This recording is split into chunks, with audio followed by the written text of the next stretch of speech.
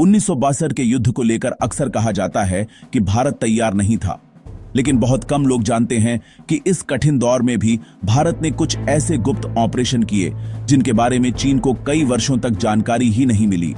ये थे भारत की 3 सबसे सफल खुफिया कार्रवाइयां।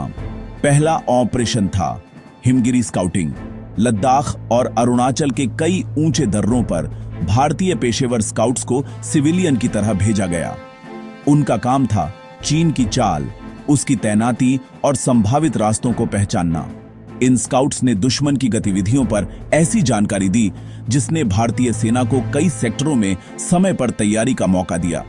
चीन इस नेटवर्क को पहचान ही नहीं पाया। दूसरा था रेडियो साइलेंस ब्रेक ऑपरेशन। भारतीय सिग्नल कोर के युवा अफसरों ने कमजोर उपकरणों के बावजूद कुछ चीनी रेडियो ट्रांसमिशन डिकोड की। इससे भारत को पता चला कि चीन किस सेक्टर में पहले हमला करने वाला है। चीन को पता ही नहीं चला कि उसकी बातचीत भारत तक पहुंच चुकी है। यह एक छोटा लेकिन बेहद महत्वपूर्ण सूचना युद्ध था। तीसरा और सबसे साहसिक ऑपरेशन था शैडो रिकॉन। यह मिशन अरुणाचल की कई पहाड़ियों पर रात के समय किया गया। भारतीय गश्ती दल खामोशी से दुश्मन की चौकियों के पास पहुंचते, उनकी संख्या और हथियार पहचानकर वापस अपने बेस में रिपोर्ट लाते। इन मिशनों ने कमांडरों को दुश्मन की वास्तविक ताकत समझने में बहुत मदद दी। चीन इस पैटर्न को कई महीनों बाद समझ पाया।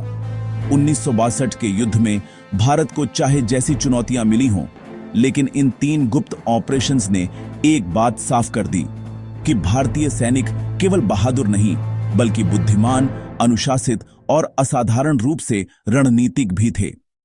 ये वे कहानियां हैं जिन्हें इतिहास ने कम बताया, लेकिन जिन्होंने भारत की रक्षा क्षमता उस कठिन दौर में मजबूत बनाई।